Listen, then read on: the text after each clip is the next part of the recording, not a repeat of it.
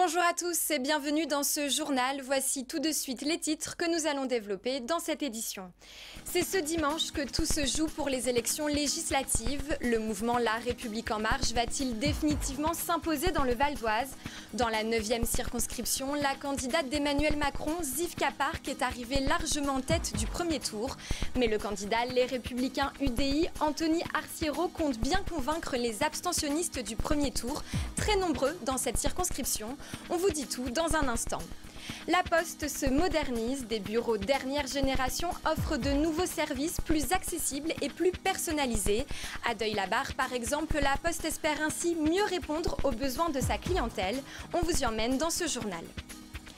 J-3 avant le second tour des élections législatives. Après le raz-de-marée de La République En Marche au premier tour, combien de députés le mouvement va-t-il obtenir dans le Val d'Oise? Dans la 9e circonscription, la candidate d'Emmanuel Macron, Zivka Park, arrive en tête et d'assez loin. Elle espère donc logiquement l'emporter. Mais face à elle, le candidat de l'Union Les Républicains UDI, Anthony Arciero, veut rester confiant. Il compte notamment sur la mobilisation des abstentionnistes du premier tour. Le reportage d'Angélique Boilet. Tract en main, Anthony Arciero repart à la conquête de voix. Le candidat de l'Union Les Républicains UDI de 30 ans ne relâche pas ses efforts pour tenter de rattraper son retard. Ce matin, il frappe aux portes des habitants de Survilliers, la ville où il réside et où il est conseiller municipal. Bonjour Fabrice, salut Anthony, ça va? Au premier tour, le conseiller départemental s'est hissé de justesse à la 2e place avec 15,82% des voix. Juste derrière le chef de file du FN 95, Michael Sala, de seulement 123 voix. Ça va? Et toi? Ça va. Bon, je compte sur toi dimanche. Hein. Ouais. Comme d'hab. Comme d'hab. Bon, Ça va? tout roule. Ça va être juste, mais ça peut le faire. Ça peut le faire. Ouais. S'il sait que la tâche s'annonce compliquée, le candidat qui brigue un premier mandat ne s'avoue pas pour autant vaincu. Il compte sur les reports des voix, mais aussi sur les abstentionnistes du premier tour.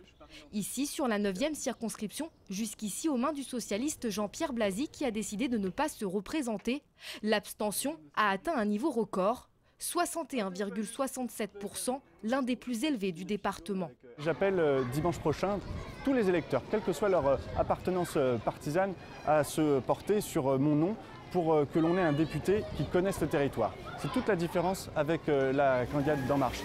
Dimanche, je pose une question aux électeurs. Soit le sursaut, soit la soumission. La soumission à un parti unique, avec une assemblée de 450 députés En Marche, qui seront demain des députés en haut pas. Et moi, je veux être un député libre, un député qui a des convictions, certes, mais qui connaît le territoire. Mais son adversaire, la candidate de La République En Marche, Zivka Park, est bien décidée, elle, à transformer l'essai. Ce mercredi, elle arpente comme à son habitude depuis le début de la campagne les allées du marché des Grandes Bornes de Goussainville. Je vous le laisse? Oui. Candidate En Marche pour dimanche? Merci, ça marche. Faut aller voter? Oui. C'est important. Merci beaucoup. Convaincue par le discours d'Emmanuel Macron, cette diplômée de sciences politiques de 32 ans, chef de projet dans une banque, a décidé de se lancer en politique derrière le président de la République. En tête, loin devant avec 28,94% des suffrages, cet habitant du Tillet veut conforter son avance. Son objectif, convaincre les abstentionnistes du premier tour d'aller voter. J'aimerais que la participation soit en effet plus importante qu'au premier tour. 33% des personnes se sont déplacées ici à Goussainville, à titre d'exemple.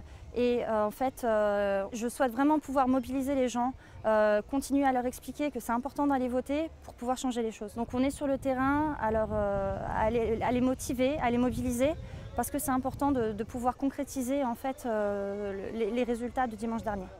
Reste maintenant à savoir si le sursaut de mobilisation tant désiré par les candidats va se produire. Réponse ce dimanche 18 juin. Eux aussi sont à l'épreuve. Les élèves de terminale ont débuté le baccalauréat ce jeudi matin. Comme tous les ans, le top départ a été donné avec la philosophie, matière tant redoutée. Dans le Val d'Oise, 7 952 lycéens sont inscrits pour la filière générale et 3 535 pour la filière technologique. L'examen doit durer une semaine et c'est le 5 juillet que les élèves seront fixés sur leur sort. Les épreuves de rattrapage sont prévues les 6 et 7 juillet. En 2016, le taux de réussite dans le Val d'Oise s'élevait à 86,3% pour le bac général, 87,7% pour le bac technologique et 76% pour la filière professionnelle. On souhaite donc bonne chance aux candidats de cette année. Un petit détour à présent par le bureau de poste de Deuil-la-Barre. Vous l'avez peut-être remarqué, certaines postes changent de visage. Ces bureaux dernière génération fleurissent partout en France. Celui de Deuil-la-Barre a été totalement repensé, plus accessible, plus personnalisé. Il a pour but de mieux répondre aux attentes des clients. Reportage de Massicilia Aboudou et Justine Lopez. Dès que l'on entre dans ce bureau de poste de Deuil-la-Barre, le changement saute aux yeux. Des nouveaux services numériques et des guichets ont fait leur apparition. Ils se divisent en 3 îlots principaux représentés par des signalétiques.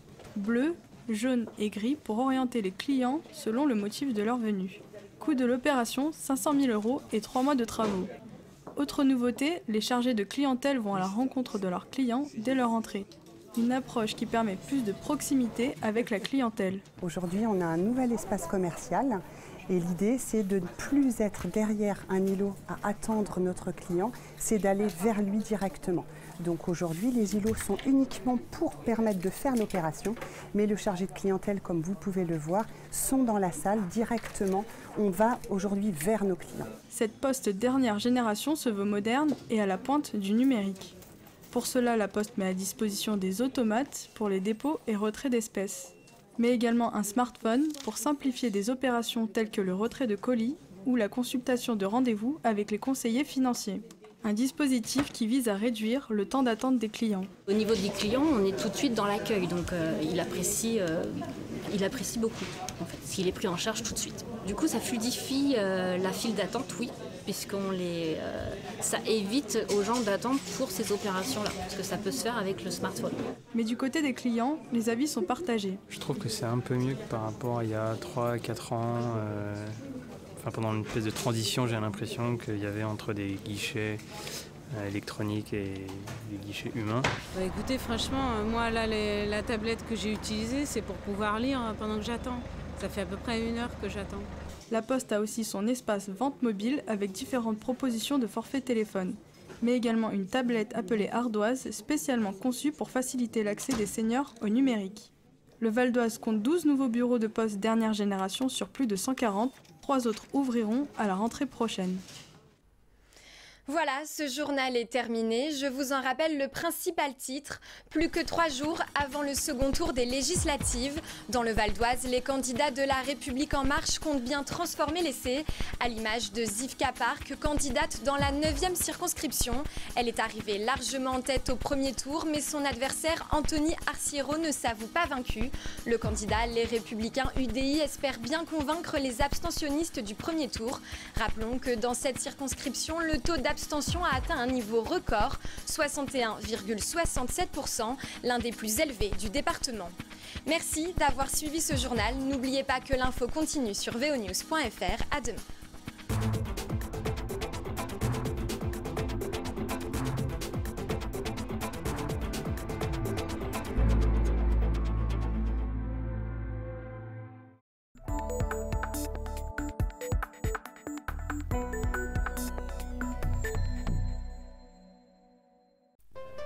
Ces moutons sont les gardiens d'un endroit peu connu du public, le site gallo-romain des Vaux de la Selle. Nous sommes à Genainville, dans le Val d'Oise. Ces vestiges datent du 2e et du 3e siècle de notre ère. C'est le plus important site archéologique du département. Depuis 1941, il est classé monument historique et appartient à l'État. Le site de Genainville, donc actuellement c'est 5 hectares, avec un temple entouré de bassins et entouré d'un grand péribole, un théâtre, un demi-amphithéâtre, des bâtiments secondaires et des villas. On est à la fin du second siècle et dans les 2 premiers tiers du 3e siècle, c'est la période la plus monumentale ici, mais aussi dans une grande partie de l'Empire romain. Du site original, il ne reste que des traces. À quoi pouvait ressembler Genainville à l'époque de sa splendeur? À peu près à ça. Un vaste théâtre pouvant accueillir près de 4000 personnes et un sanctuaire monumental dédié à 2 divinités, Mercure et Rose Merta. À côté du temple, des bassins antiques encore visibles aujourd'hui. L'eau derrière nous, c'est d'abord la nappe phréatique, donc quelque chose de naturel, mais également quelque chose de sacré. La preuve du sacré, c'est qu'on a un nymphée, c'est-à-dire un endroit qui accueille une nymphe, une divinité, Et cette eau-là est forcément sacrée puisque c'est la demeure de la nymphe. À côté de cette eau sacrée, on a une eau profane, c'est-à-dire une eau dans laquelle les pratiquants vont pouvoir venir se plonger pour être guéris, pour être purifiés, etc. Et c'est dans le grand bassin que ça se passe. On sépare en général les deux. Plus de 4000 objets ont été mis à jour sur le site. Les plus belles pièces sont exposées au musée départemental de Guiry. On y retrouve des sculptures, des poteries, des objets du quotidien et même certaines des statues qui ornaient les bassins. Ici, il s'agit d'une nymphe qui, probablement, d'après l'archéologue chargé des opérations Didier Vermersch, devait être située au-dessus du bassin principal, donc au-dessus du nymphée, dans une sorte d'alcôve sous voûte. Ici, derrière moi, il s'agit d'un ensemble de déesses qui étaient à côté d'un second bassin, avec probablement une représentation de Rose Merta, qui est l'un des deux dieux priés dans le temple juste à côté. Abandonné pour des raisons économiques et climatiques, le site de Genainville va tomber dans l'oubli et être démonté. Dès l'époque mérovingienne, on utilise les plus grosses pierres pour faire des sarcophages, les plus petites pour construire des maisons. Aujourd'hui, le site est protégé et fermé au grand public. Il n'est accessible qu'à certaines dates et lors des Journées du patrimoine.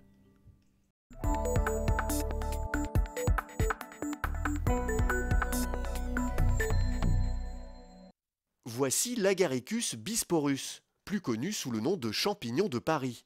Mais de Paris, il n'a gardé que le nom. Depuis bien longtemps, ce champignon n'est plus produit dans la capitale.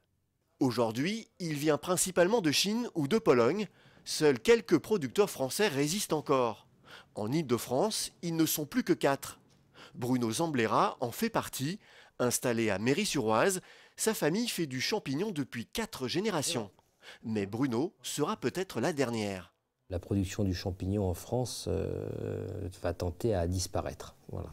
La plus grosse concurrence vient des pays de l'Est, en l'occurrence la Pologne. Au jour d'aujourd'hui, les Polonais, en l'occurrence, peuvent se permettre d'exporter un produit fini, moins cher que notre coût de production dans l'Hexagone.